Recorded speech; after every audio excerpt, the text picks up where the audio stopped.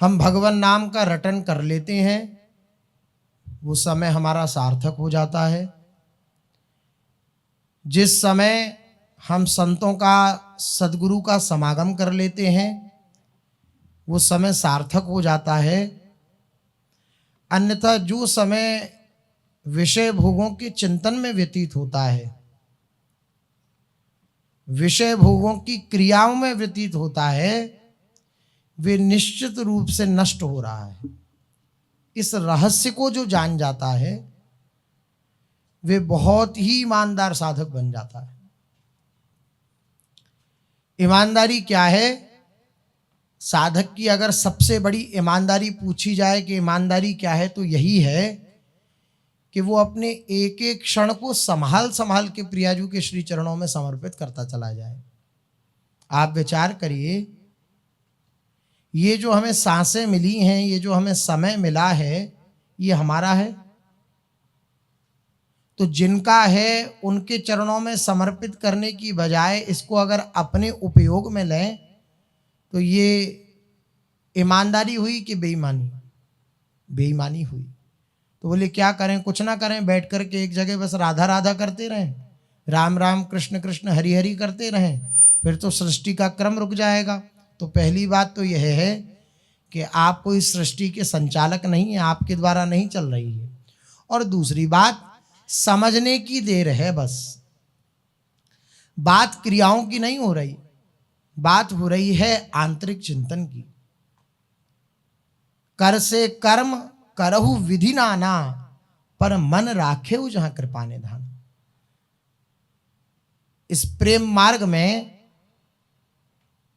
लोक में और बड़े बड़े भक्तों के मध्य में भी प्रेम की ध्वजा स्वरूप में गोपियों को स्वीकार किया गया कि गोपियां जो हैं वो प्रेम की ध्वजा हैं, गोपी प्रेम की ध्वजा।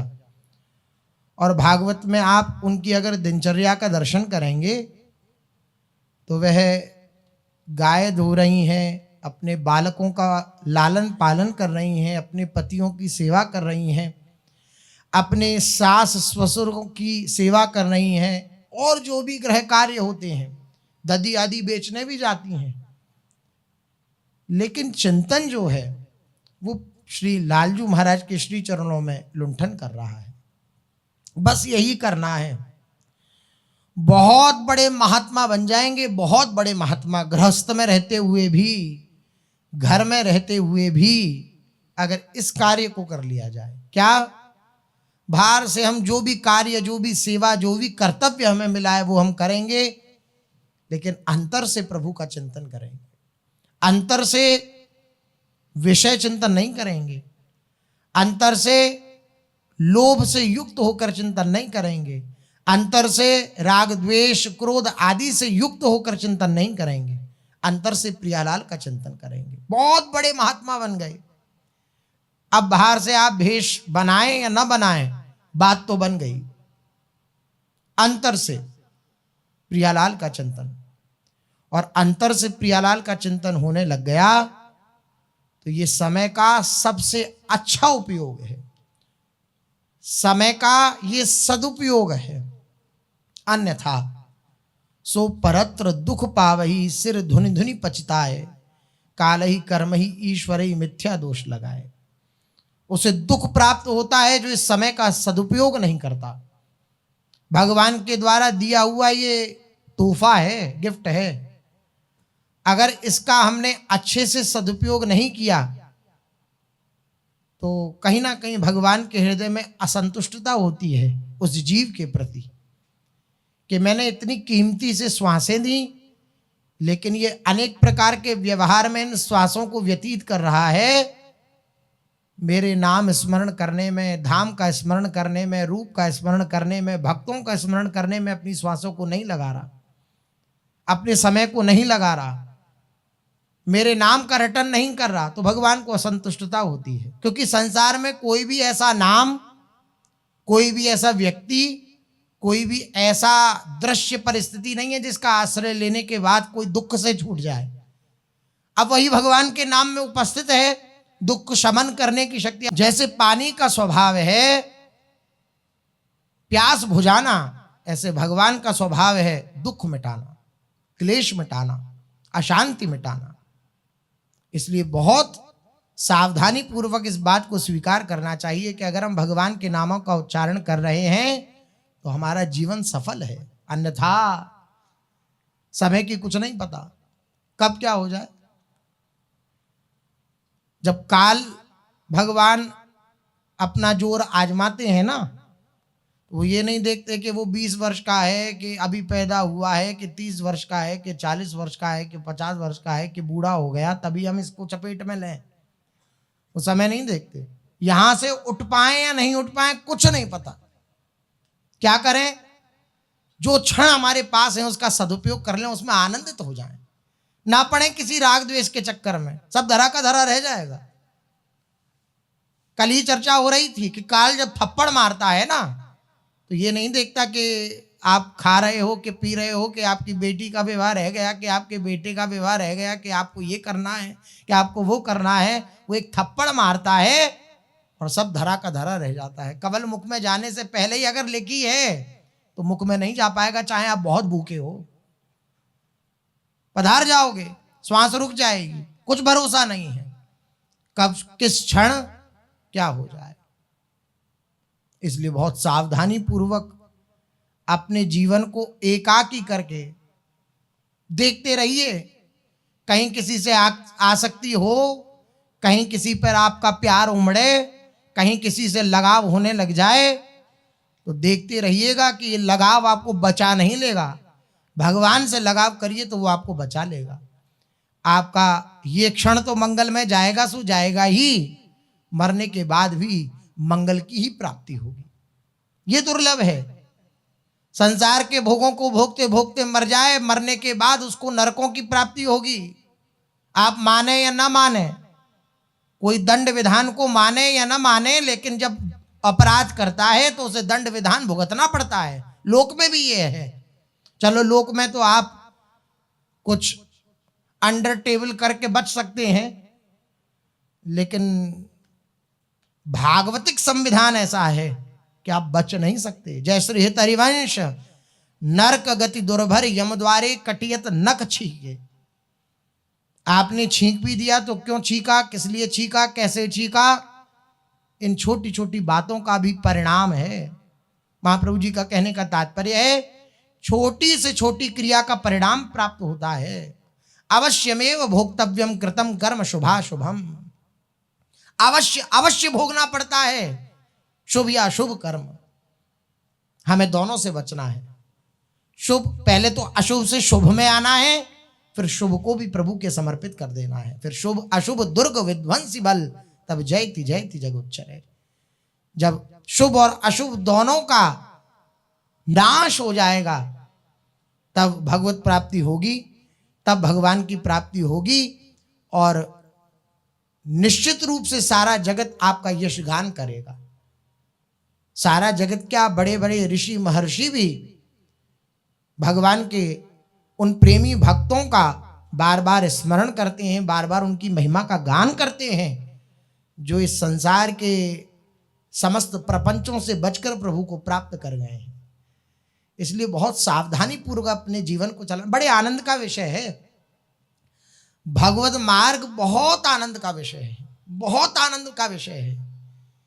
लेकिन केवल और केवल गुरु वचनों पे चलना चाहें, मन की बातों को न माने, मन जो हमें दुख दिखावे उसको दुख न माने, तो बड़ा आनंद है। तभी कृपा की प्राप्ति होगी। खूब आनंद है, खूब सुख है। जिसे सुख कहा जाता है वे सुख केवल और केवल केवल और केवल प्रभु के श्री चरणारविंदों में प्राप्त होता है।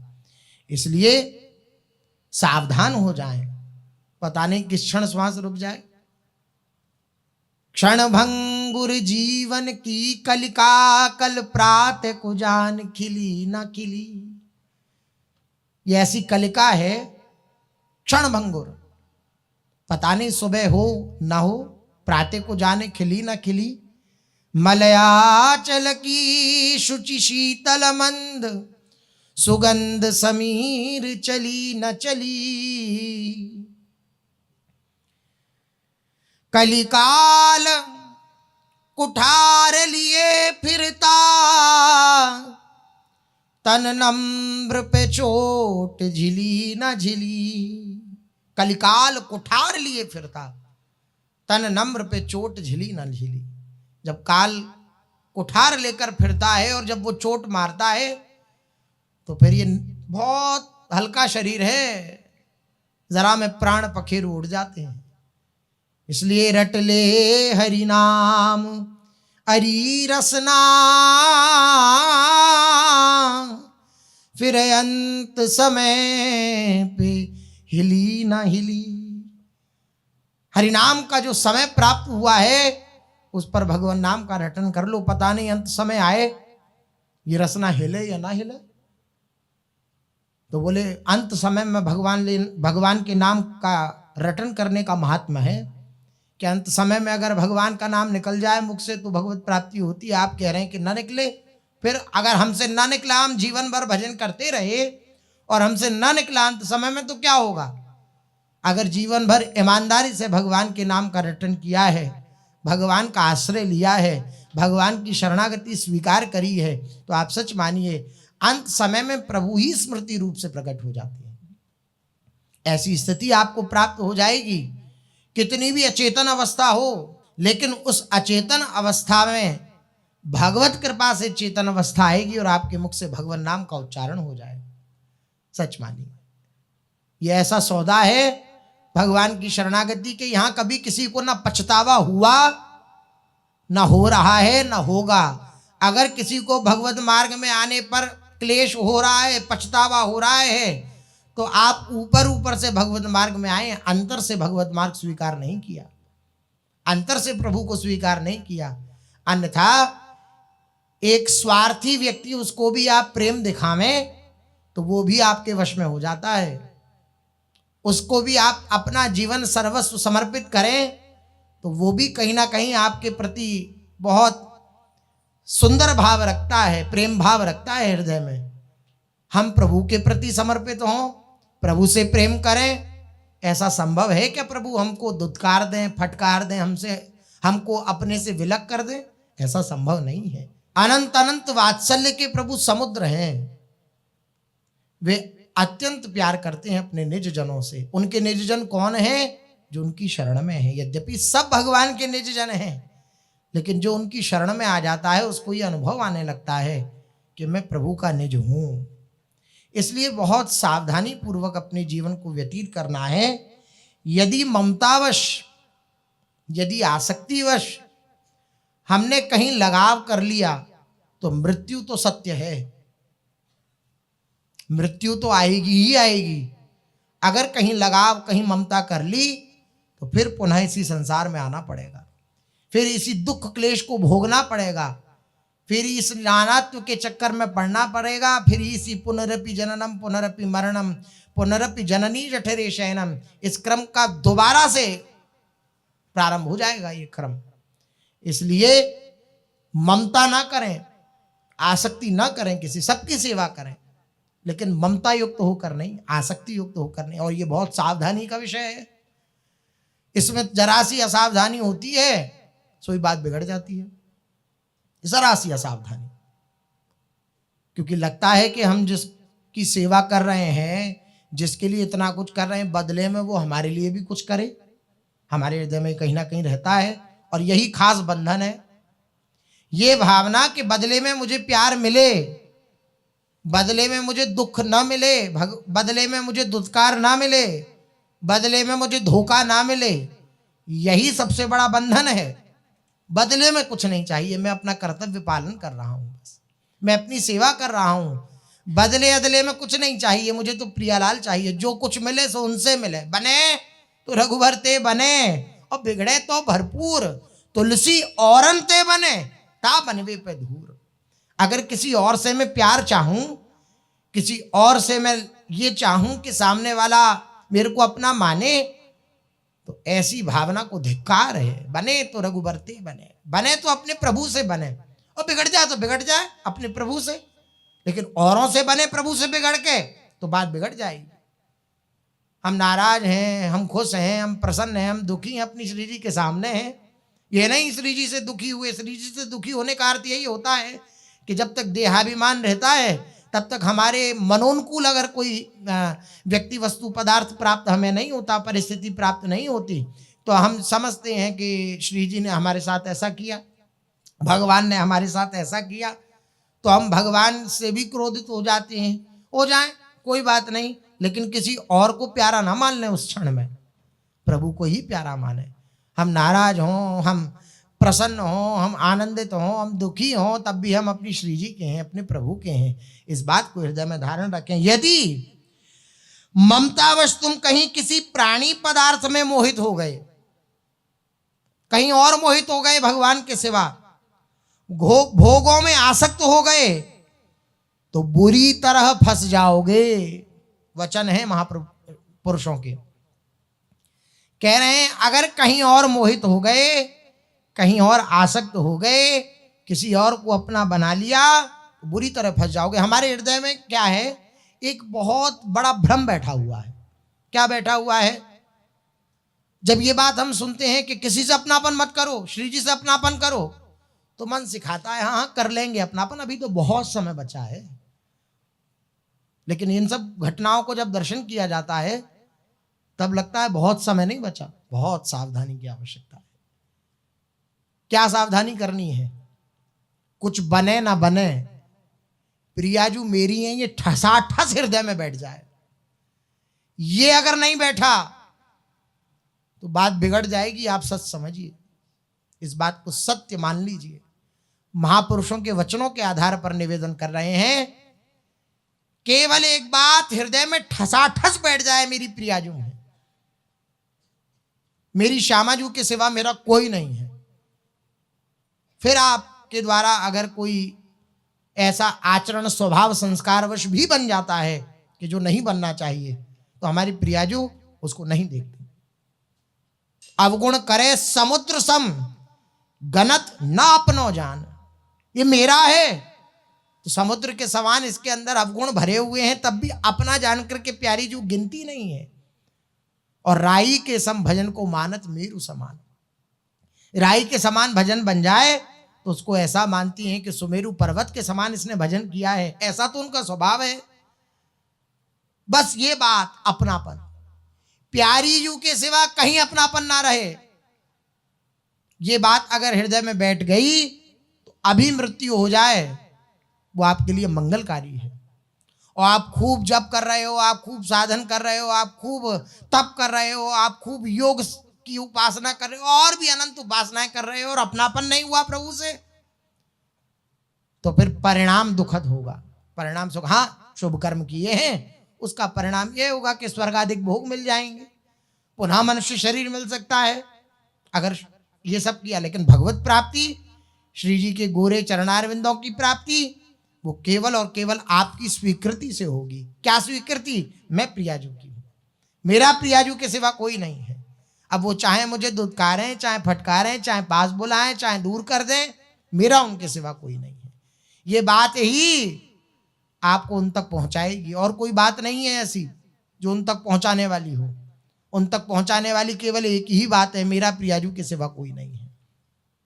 इसलिए सावधान रहिए, इस भ्रम में मत रहिए कि अभी तो 20 वर्ष के हैं हम, अभी तो बचे हैं 50-60 वर्ष, अभी तो 30 वर्ष के हैं हम, अभी तो बचे हैं 40-50 वर्ष। इस भ्रम में मत रहिए। जो काम करना है, क्या काम करना है? बस यही काम करना है कि संसार से अनासक्ति और प्रभु में आसक्ति, इसको कर डालिए। नहीं हो पा रहा तो व्याकुल होकर प्रभु को पुकारिए कि प्यारी जू आपके सिवा कोई प्यारा ना लगे। प्राय इस बात को निवेदन करते हैं, ये बात जरूर कहिए श्री जी से, आपके सिवा कोई प्यारा ना लगे, आप प्यारी लगो प्यारी जू, और कोई प्यारा ना लगे। विकल हो जाइए, समय नहीं है, सच में समय नहीं है। कहीं किसी प्राणी पदार्थ में अगर ममता हो गई, कहीं आसक्ति हो गई, और प्रियाजू में आसक्ति नहीं हुई, प्रियाजू में ममता नहीं हुई, तो बुरी तरह फंस जाओगे। ऐसा फंसाव है, अनंत जन्मों से इसी फंसाव में फंसे हुए। आश्चर्य की बात है, निकलना नहीं चाहते, अनंत जन्मों से इसी फंसाव में फंसे हैं। ये मेरा, ये मेरा, ये मेरा, ये मेरा, कुछ नहीं। आप आश्चर्य की बात ये विचार करके देखिए, जहां श्वास निकली वहां ना आपका कोई पुत्र, न पुत्री, न पिता, न माता, न बहन, न बंधु, कोई नहीं। श्वास निकलते ही आपका संबंध खत्म। और जब तक ये शरीर प्राप्त नहीं हुआ था उससे पहले भी संबंध नहीं था। तो जो पहले नहीं था, जो बाद में नहीं रहेगा, वो बीच में कैसे रह सकता है? वो बीच में भी असत्य है, झूठा है, भ्रम है। और जो पहले थे प्रभु, जो बाद में भी रहेंगे प्रभु, वो बीच में भी है प्रभु, वो सत्य स्वरूप हैं। उनका आश्रय लेना है। हम उनके हैं, इनके नहीं है, किसी सांसारिक पारिवारिक और इन संबंधों के। ये अंदर से स्वीकार करना है। महापुरुषों के वचनों से यही बात मिलती है और तब विवेक का जागरण होता है। विवेक जागरण, बिनु सत्संग विवेक ना होई, और राम कृपा बिन सुलभ न सोई। बिना भगवत कृपा के सत्संग प्राप्त नहीं होता, और बिना सत्संग के विवेक जागृत नहीं होता। और होए विवेक तो मोह भ्रम भागा। ये जो भ्रम बैठ गया है मोह से युक्त होकर, ये भ्रम भाग जाता है। ये मोह रूपी जो भ्रम है, यही सब प्रपंच की जड़ है भैया। देखिए महाप्रभु जी इस फुटवाणी में कह रहे हैं, जय श्री हित हरिवंश प्रपंच विषय रस मोह के, हरिहा बिन कंचन क्यों चले पचीसा लोह के। ये जितना भी प्रपंच है सब मोह के कारण है। ये मेरा, ये मेरा, ये मेरा, श्वास छोटी सब धरा का धरा रह गया। ये बात प्राय हम लोग बचपन से सुनते आ रहे हैं, लेकिन केवल सुनते ही हैं, हृदय में धारण नहीं करते। अगर हृदय में धारण कर जाएं तो बेचैनी हो जाए, व्याकुलता हो जाए कि जिसको मैं अपना मान रहा हूं वो मेरा है नहीं, और जो मेरे हैं उनसे मेरा अपनापन नहीं हुआ। संभालो प्रभुनाथ, संभालो संभालो। तो जो सभी तावा शरणाई, इस भय से युक्त होकर जो भगवान की शरण में आ जाता है, तो रखे ताही प्राण की नाई। भगवान का स्वभाव है कि जो भय से युक्त होकर, नाथ मेरा कोई नहीं आपके सिवा, मैं भयभीत हो गया हूं संसार से, अब मेरा कोई नहीं है, तो भगवान अपने प्राणों के समान उपासक को अपनी गोद में बिठाते हैं। जैसे कोई अपने प्राणों से कितना प्रेम करता है, अपने प्राणों के लिए अपनी सारी संपत्ति भी दे सकता है कि मैं सारी संपत्ति देता हूं, तुम मेरे प्राण। इतने प्राण प्रिय होते हैं, देह प्राण ते प्रिय कछु नाही। तो प्राण इतने प्रिय होते हैं, ऐसी ही प्रियता प्रभु की उस उपासक के प्रति हो जाती है। रखे हूं ताई प्राण की नाई। भगवान अपने प्राणों के समान प्यार करते हैं उस उपासक से जो भयभीत होकर प्रभु की शरण में आ जाता है। भयभीत हो जाइए, संसार से भयभीत हो जाइए, तो आप भय मुक्त हो जाएंगे। कहीं भय नहीं रह जाएगा। अगर भयभीत हो गए तो प्रभु को पुकारिए। ये चिंतन होना चाहिए कि जिसको मैं अपना मान रहा हूं, या किसी से भी संबंध बना रहा हूं, या किसी से भी मित्रता रख रहा हूं, ये तो न रहने वाला है। ये तो पता नहीं कब साथ छोड़ दे। अच्छा, ये साथ छोड़े ना छोड़े, मैं छोड़ जाऊं इनका साथ, क्या पता है। इसका मतलब ये मेरे नहीं है। कौन है मेरा? प्रभु मेरे हैं। उनसे प्रापन करना है, उनको अपना मानना है, नहीं तो बुरी तरह फंस जाओगे। फिर निकलना अत्यंत कठिन हो जाएगा। अगर फंस गए ना तो निकलना कठिन हो जाएगा। पूज्य सतगुरुदेव भगवान कहते हैं, अनंत अनंत कल्पों जन्मों के बाद ये शो अवसर प्राप्त हुआ है। अगर चूक गए तो पता नहीं कब ये अवसर प्राप्त होगा, कब ये शो अवसर प्राप्त होगा। इसलिए अपने जीवन को राग द्वेष में, ईर्ष्या डाह में, एक दूसरे की निंदा में मत व्यतीत करिए। अपने जीवन में जो लाभ प्राप्त करने का ये अवसर प्राप्त हुआ है, उसको पूर्ण रूपेण स्वीकार करके, हृदय से स्वीकार करके इसका लाभ ले लीजिए। अन्यथा फंस गए तो फिर निकलना अत्यंत कठिन हो जाएगा। और यदि कहीं द्वेष करके लड़ झगड़ बैठे तो वैसे ही नई विपत्ति से घिर जाओगे। जैसे रेल के डिब्बे में या राह में कहीं किसी से लड़ाई झगड़ा हो जाने पर फौजदारी में मुकदमा चल जाता है, रुपए खर्च होते हैं और जेल की सजा भुगतनी पड़ती है। आप कहीं यात्रा कर रहे हो और बीच में किसी से लड़ाई झगड़ा हो जाए तो फिर जेल भी होती है, मुकदमा भी चलता है और सब झंझट हो जाता है और घर भी नहीं पहुंच पाते। यात्रा ही नहीं रुकती, उल्टी विपत्तियां झेलनी पड़ती है।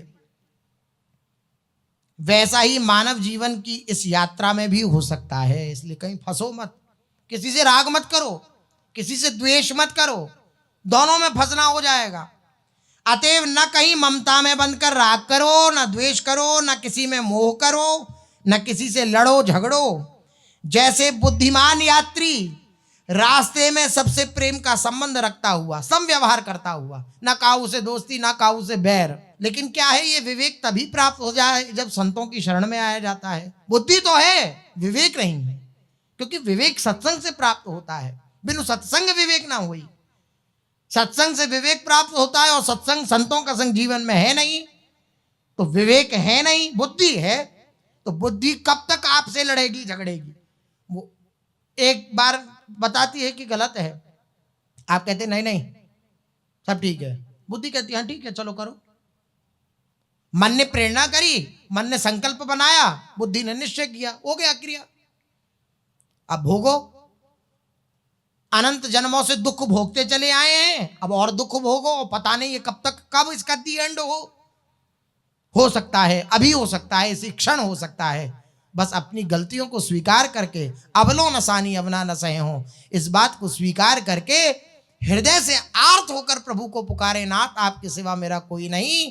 तो भगवान का वचन है, सक्रदेव प्रपन्नाय तवास्मीति च याचते अभयम सर्वभूतेभ्यो ददाम्य तत् व्रतम ममा। ये मेरी प्रतिज्ञा है, भगवान कह रहे हैं। जो एक बार मेरे सामने आकर ऐसा कह देता है हे नाथ मैं आपका, तो उसे मैं समष्टि संसार से अभय प्रदान कर देता हूं। अभयम सर्वभूतेभ्यो ददाम्य तत् व्रतम ममा, ये मेरा व्रत है, ये मेरी प्रतिज्ञा है, सर्वत्र से उसे अभय प्रदान कर देता हूं। तो अपने भयभीत होकर क्यों अपना जीवन यापन करना? न चिंता हो न भय हो, राधा रानी की जय हो, इस भाव से रहना है। राधा रानी की जय जयकार होती रहेगी, किशोरी जी की जय जयकार होती रहेगी, तभी न चिंता रहेगी न भय रहेगा। राधा रानी की जय नहीं करी, किशोरी जी की जय जयकार नहीं करी, अर्थात उनका चिंतन नहीं किया, उनका भजन नहीं किया, तो चिंता भी रहेगी, भय भी रहेगा और बाधाएं भी रहेंगी। अगर न चिंता चाहिए न भय चाहिए तो श्री किशोरी जी की जय जयकार अपने जीवन में करते रहें। चलते हैं, महाप्रभु श्री चैतन्य देव जी का चरित्र अपने लोग कथन श्रवण कर रहे हैं, जिसमें श्री महाप्रभु जी ने श्री नित्यानंद प्रभु को गृहस्थी वेश स्वीकार करने की आज्ञा प्रदान करी है। क्या आप अब गृहस्थ में जाइए। श्री महाप्रभु जी की आज्ञा शिरोधार्य करके श्री नित्यानंद प्रभु महाप्रभु जी को प्रणाम करके निकले और निकल के पानीहाटी में पहुंचे। पानीहाटी एक ग्राम है और वहां पर दंड महोत्सव हुआ। अभी दो या 4 दिन पहले दंड महोत्सव की तिथि निकली है। दंड महोत्सव क्या होता है, ये दंड महोत्सव, उसकी चर्चा आज। नित्यानंद जी ने पानीहाटी में प्रसिद्ध दंड महोत्सव मनाया, जिसकी स्मृति में आज भी सहस्त्रों वैष्णव वहां एकत्रित होकर उस महोत्सव को मनाया करते हैं। दंड महोत्सव दही चूड़ा बनता है, दही चूड़ा, चूड़ा कहते पोहा, पोहा होता है ना, तो पोहा को दही में मिला के और उसमें केला आदि मिला के और बहुत से फल आदि मिलाकर उसका चूड़ा बनता है, दही चूड़ा कहते हैं उसे। तो उसका ये उत्सव होता है, वो भोग लगाया जाता है और सब वैष्णवों को पवाया जाता है। रघुनाथ दास सप्तग्राम के अधिपति के एकमात्र उत्तराधिकारी थे रघुनाथ दास जी। उनके पिता गोवर्धन दास जी की 12 लाख रुपए की वार्षिक आय थी उस समय। वार्षिक आय 12 लाख मतलब 1 लाख रुपया पर महीना। उनके पिता गोवर्धन दास जी की 12 लाख रुपए की वार्षिक आय थी, इसलिए वे विलासिता की गोद में पले थे। बचपन से खूब शौकीनी और खूब विलासिता थी उनके जीवन में, पर उनकी जन्म से ही विषयों में अरुचि थी। ये होता है, यद्यपि ये तो महापुरुष जन हैं, ये तो आचार्य कोटि के सब महत जन हैं, लेकिन जो कभी योग भ्रष्ट हो जाता है या कभी भक्ति मार्ग में चला या किसी भी मार्ग में चला, त्रुटि हो गई, कोई महत अपराध बन गया, वो तो भगवत प्राप्ति नहीं होती। फिर भगवान ने गीता में वर्णन किया है कि महाजनों के घर में भी जन्म लेता है, जो बड़े बड़े कुलवान धनवान हैं उनके घरों में जन्म लेता है, लेकिन प्रारंभ से ही उसके जो भावनाएं होती हैं वो भक्ति से युक्त होती हैं, भजन से युक्त होती हैं। तो यद्यपि उस समय लाख रुपए महीने की आय थी इनके पिता की, तो खूब विलासिता थी, लेकिन विलासिता के प्रति इनकी दृष्टि नहीं थी, रुचि नहीं थी। ये खास बात है। ठाकुर हरिदास की इसलिए कहा जाता है महापुरुषों के द्वारा कि भगवत मार्ग में नुकसान तो है ही नहीं, मुनाफा ही मुनाफा है। भाई लोक में आप कोई सौदा करेंगे तो उसमें हो सकता है नुकसान भी हो सकता है और लाभ भी हो सकता है। कोई भी व्यक्ति कोई भी कार्य प्रारंभ करता है तो इन दोनों बातों का विचार करके ही प्रारंभ करता है। लेकिन ये भगवत मार्ग ऐसा है, आप इसमें आंख बंद करके सौदा कर दें अपनी जीवन का, आंख बंद करके सौदा कर दें अपनी श्वासों का, तो इसमें हानि तो है ही नहीं, लाभ ही लाभ है। नमे भक्त प्रणश्यति, भगवान कहते हैं मेरे भक्त का कभी नाश नहीं होता। ऐसा लाभ है इसमें, कभी नाश नहीं होता। अब देखिए, कुलवानों के ग्रह में जन्म हुआ है, लेकिन शुरू से ही विषयों में अरुचि है। ठाकुर हरिदास जी की कृपा से इनको श्री महाप्रभु जी के चरणों में आसक्ति हो गई। श्री रघुनाथ दास जी को महाप्रभु सन्यास ग्रहण कर जब शांतिपुर गए, रघुनाथ जी ने जाकर के उस समय उनके दर्शन किए थे श्री महाप्रभु जी के। उनका अधरामृत पान कर भी गौर प्रेम में उन्मत्त हो गए। घर लौटे तो उनके पिता ने उनका वैराग्य भाव देखकर एक परम सुंदरी कन्या से उनका विवाह कर दिया। पर इससे उनके वैराग्य में कोई अंतर नहीं पड़ा। अगर भगवत मार्ग में चला जाएगा तो आप इसका परिणाम सुन लीजिए, 21 पीढ़ियां तर जाती हैं अगर एक भक्त बालक प्रकट हो जाए किसी कुल में, तो 21 पीढ़ियां।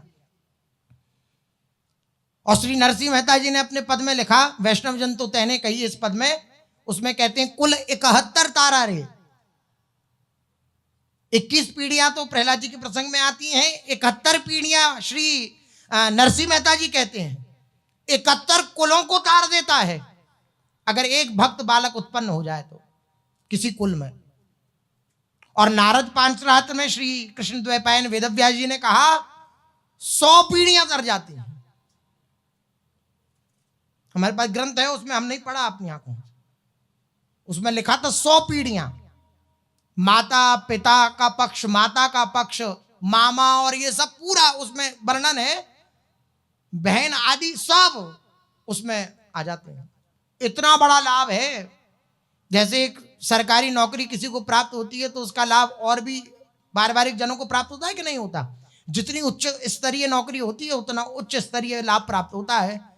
तो ये ऐसा बंधन है प्रेम का श्री प्रियालाल के साथ कि इसका फल ऐसा है कि जो हम जुड़े प्रियालाल के साथ तो हमसे जो भी जुड़ा हुआ है उसका भी काम बन जाएगा, वह भी कल्याण को प्राप्त होगा, वह भी सुख को प्राप्त होगा। इतना बढ़िया सौदा है ये, किसी प्रकार का कोई घाटा नहीं है। तो श्री रघुनाथ दास जी के माता पिता ने जब देखा कि ये तो वैराग्य भावना स्वीकार कर रहा है, ये तो बैरागी होता चला जाता है, उन्होंने उनका विवाह कर दिया। अब पुत्र की वैराग्य भावना और जिस युवती से विवाह हुआ उसकी भावना वैसी है या नहीं है, तो दोनों का जीवन बर्बाद हुआ या नहीं हुआ। जो पुत्र, जो युवक अपने जीवन को भगवान के भजन में लगाना चाहता था उसका बंधन हो गया। अच्छा, आसक्ति रही नहीं किसी भी भोग वासना के प्रति, तो उस युवती का भी जीवन बर्बाद हो गया। 2 जीवन बर्बाद होते हैं अगर जबरदस्ती की जाती है तो, इसलिए बहुत सावधान रहना चाहिए। अब जबरदस्ती विवाह करा दिया गया, पर इससे उनके वैराग्य में कोई अंतर नहीं पड़ा। कई बार इन्होंने गृह त्याग कर दिया, ये स्थिति आ जाती है।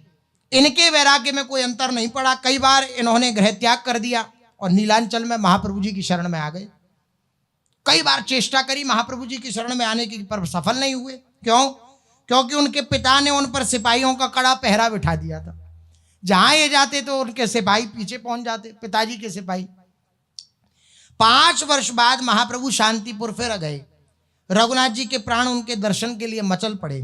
उनके पिता ने अनिच्छा पूर्वक बहुत से रक्षकों और सिपाहियों के साथ उन्हें शांतिपुर में भेजा महाप्रभु जी के दर्शनार्थ। रघुनाथ जी ने महाप्रभु जी के चरणों में गिरकर रोते रोते उनसे अपना दुख निवेदन किया। इस दुख को कोई नहीं समझ सकता। एक वैरागी के हृदय में जो भगवत प्राप्ति की पीड़ा होती है ना, उसको सामान्य संसारी नहीं समझ सकता। वो पागल घोषित कर सकता है लेकिन समझ नहीं सकता। आप नहीं जान सकते कि जिसके हृदय में प्रियाजू की प्राप्ति की ललक जागृत हो गई, संसार से भयभीत हो गया, उसे दिख रहा है सब जगह कि मेरा कोई नहीं है श्री ठाकुर जी के सिवा, उसके हृदय की स्थिति क्या होती है, ये कोई उस स्थिति को प्राप्त हुआ व्यक्ति ही समझ सकता है और कोई नहीं समझ सकता। बोरी सखी कहती हैं, हम रूप सुधार सवारे कोई का जाने बेचारे। हम प्रियाजू की उस रूप सुधा के रसवारे हैं, मतवारे हैं, कोई बेचारा हमें समझ नहीं सकता। सांसारिक बेचारे हैं, वो नहीं समझ सकते हम किस मस्ती में मस्त हैं, वो नहीं समझ सकते हम किस पीड़ा से युक्त हैं। तो नहीं समझ सकते तो फिर टांग भी नहीं अड़ानी चाहिए, सहज छोड़ देना चाहिए। अब यही रोते रोते अपना दुख श्री महाप्रभु जी के चरणों में रघुनाथ दास जी ने निवेदन किया। नहीं रहा जाता महाप्रभु जी, अब आपके बिना नहीं रह जाता, अब आपके श्री चरणों के बिना मैं नहीं रह सकता, मेरे को नहीं रुचता संसार, मुझे नहीं अच्छा लगता कुछ भी। रक्षकों के हाथ से छुटकारा दिलाने की प्रार्थना मैं आपसे करता हूं कि आप मुझे इनसे छुटकारा दिलाइए। महाप्रभु ने स्नेहपूर्वक उनके सिर पर हाथ फेरा और कहा कि तुम घर जाओ वापस, अभी समय नहीं आया। आशीर्वाद देते हुए कहा, श्री कृष्ण तुम पर शीघ्र कृपा करेंगे। बस महापुरुषों का संकल्प होना चाहिए, श्री कृष्ण तुम पर शीघ्र कृपा करेंगे, निश्चिंत हो जाओ। ये जब चले गए, अब नित्यानंद प्रभु पहुंचे हैं, ये क्रम बंधा। नित्यानंद प्रभु जब दूसरी बार पानी हाटी गए, अब तो रघुनाथ जी को आनंद संवाद मिला कि आनंद मूर्ति श्रीपाद नित्यानंद प्रभु उनके अपने ही मुल्क सप्तग्राम के अंतर्गत पानी हाटी पधारे हैं। वे महाप्रभु के आदेश से घर घर जाकर कली के पापी तापी जीवों को प्रेमदान कर रहे हैं, ऐसा इन्हें पता लगा रघुनाथ दास जी को। वे जिसे भी एक बार देख लेते हैं उसमें अश्रुकंप पुलक हुंकार आदि सात्विक भाव प्रकट होने लगते हैं। ऐसी महिमा सुनी नित्यानंद प्रभु की श्री रघुनाथ दास जी ने। उनके मुख पर ऐसा दिव्य भाव है और उनकी बोली में ऐसा रस है कि वे जिधर जाते हैं उधर लोग देह गे सब भूलकर उनके साथ हो लेते हैं और नाच कूद कर उनके साथ कीर्तन करने लगते हैं। मृदंग और करताल की ध्वनि से आकाश गूंजने लगता है और उस अंचल से विजयी सेनापति की तरह उनकी धुंध भी बजने लगती है। ऐसा उनका प्रभाव है। यह संवाद पाकर रघुनाथ दास जी विह्वल हो गए। माता पिता से पानी हाटी जाने की आज्ञा मांगी कि मैं पानी हाटी जा सकता हूं। तो बोले चले तो जाओ, लेकिन ये सिपाही तुम्हारे साथ जाएंगे। माता पिता ने विचार किया, यद्यपि उनका जो आंतरिक भाव रहता है वो यही रहता है कि हमारे बालकों को किसी प्रकार का कोई दुख ना हो, कोई पीड़ा ना हो, लेकिन सच्चा सुख क्या है इसकी अनभिज्ञता होने के कारण, न जानने के कारण उनको ऐसा प्रतीत होता है कि भजन करने लगा तो ये संसार से दूर हो जाएगा और फिर ये बहुत दुख पाएगा, ऐसी उनके हृदय में भावना होती है। अगर सत्संग श्रवण हो और थोड़ा मोह से विलग होकर केवल उसके विषय में सोचें तो बात बन जाए। ऐसा नहीं उसके विषय में नहीं सोचते, लेकिन अपने मोह से युक्त होकर सोचते हैं। गुरु और माता पिता में यही अंतर है। माता पिता मोह युक्त होकर प्यार करते हैं और गुरु निर्मोही होकर आपसे प्यार करते हैं। वो आपके शरीर से प्यार नहीं करते, वो आपके मन से प्यार नहीं करते, वो आपके अहंकार से प्यार नहीं करते, वो आपसे प्यार करते हैं। ये अंतर होता है। इसलिए कई बार गुरुजनों की चेष्टाओं में ऐसा लग सकता है कि पता नहीं वो हमसे प्यार करते हैं या नहीं करते, क्योंकि ये जो हम विचार कर रहे हैं वो अपने शरीर, अपने मन, अपनी बुद्धि को लेकर के कर रहे हैं। वो हमसे प्यार करते हैं। हमसे किससे? जो हम हैं वास्तविक में, उनसे प्यार करते हैं वे। उन्होंने कहा माता पिता ने कि हम तुम्हें भेज तो देंगे, लेकिन सिपाही साथ जाएंगे, तुम चले जाओ पानी हाटी। अब रघुनाथ दास जी ने विचार किया कि जाना तो है, चलो इस बहाने सही। बोले ठीक है, भेज दिया। पहुंचे रघुनाथ दास जी। जैसे ही पहुंचे तो श्री नित्यानंद प्रभु सामने विराजमान थे, जाकर के दंडवत प्रणाम किया। जैसे ही प्रणाम किया तो नित्यानंद प्रभु ने स्वतः कहा अपने मुख से, चोर, तू चोर है, इतने दिन बाद आया है, ठहर तुझे दंड देता हूं, तू चोर है। नित्यानंद प्रभु का भाव था कि गौर उनकी अपनी संपत्ति है, जो संपत्ति का भोग बिना उनकी अनुमति के स्वतंत्र रूप से करने की चेष्टा करता है वे चोर है, उसे वे संपत्ति कभी प्राप्त नहीं होती। नित्यानंद प्रभु की इस उक्ति में एक गूढ़ तत्व निहित था, वह यह कि बलराम या नित्यानंद ईश्वर तत्व से अभिन्न गुरु तत्व है। वे समष्टि गुरु या जगत गुरु हैं, उनकी कृपा के बिना भगवत प्राप्ति या प्रेम प्राप्ति संभव नहीं है। ये निहित था उस बात में। रघुनाथ दास जी ने 2 बार स्वतंत्र रूप से महाप्रभु की कृपा प्राप्त करने का प्रयत्न किया था। स्वतंत्र रूप से प्रभु की प्राप्ति का प्रयत्न किया था, गुरु के द्वारा नहीं किया था। नित्यानंद प्रभु गुरु तत्व है, स्वतंत्र कोई भगवान को प्राप्त नहीं कर सकता। अगर कर भी ले तो वो अधूरा रहता है। नामदेव जी के प्रसंग में है, अगर वो कर भी ले भगवत प्राप्ति तो वो अधूरा रहता है, पूरा नहीं होता, कच्चा रह जाता है, पक्का नहीं होता। तो महाप्रभु जी के चरणों में तो तुम 2 बार गए सीधे, तुम्हें स्वीकार नहीं किया गया। क्यों नहीं किया गया? तुम उस गौर संपत्ति का सीधा उपभोग करना चाहते थे, लेकिन वो गुरु के द्वारा प्राप्त होती है। अब तुम्हें दंड प्राप्त होगा इस बात का। दंड स्वरूप नित्यानंद जी ने रघुनाथ दास जी को जितने भी परिकर थे उन सबको दही चिड़वा खिलाने का आदेश किया कि सबको दही चिड़वा पवाओ।